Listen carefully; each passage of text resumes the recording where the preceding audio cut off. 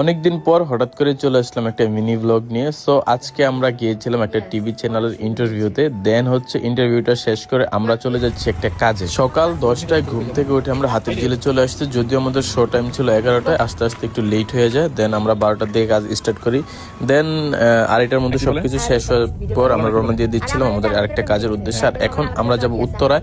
হাতিরঝিল থেকে আমরা উত্তরায় যাচ্ছি। তো গাইস, হাতিরঝিলের এই ব্রিজে আমার ছোটবেলায় ঘুরতে আসার অনেক ইচ্ছা ছিল, যদিও কখনো আসা হয় না, বাট এখন কাজের ক্ষেত্রে যাওয়া হয় ব্রিজের উপর দিয়ে, কিন্তু ব্রিজে নেমে কখনো আড্ডা দেওয়া হয় না বা দাঁড়ানো হয় না। তো এখনো দেখি অনেক মানুষ বিভিন্ন দূর দূরান্ত থেকে এখানে আসে, আড্ডা দেয়, ঘুরে ফিরে, অনেক ড্রিম থাকে তাদের। তো গাইস, দেখতে দেখতে আমরা চলে আসলাম এয়ারপোর্টের রোডটাতে। আর এয়ারপোর্টের রোডটা এত বেশি সুন্দর হয়েছে এবং জ্যাম ছাড়া কত সুন্দর লাগতেছে দেখেন গাইস। বাংলাদেশে যদি জ্যামটা না থাকতো ঢাকা শহরের মধ্যে, তাহলে আমাদের জীবনযাপন আরো অনেক বেশি সহজ হয়ে যেত।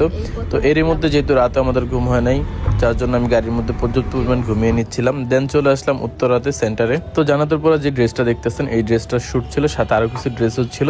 তো একটা ভালো শ্যুট করার জন্য অবশ্যই ভালো একটা লোকেশনের প্রয়োজন হয়, যার জন্য দূর দূরান্তে আসতে হয় এবং সময়ও যায়, টাকাও যায়। তো সব কিছু মিলে সুন্দর একটা আউটপুট দেওয়ার চেষ্টা করি। যাই হোক, আজকের মিনি ব্লগটা এখানে শেষ করছি। সবাই ভালো থাকবেন, সুস্থ থাকবেন, দেখা হচ্ছে অন্য ভিডিওতে। আল্লাহ হাফেজ, টাটা, টেক কেয়ার।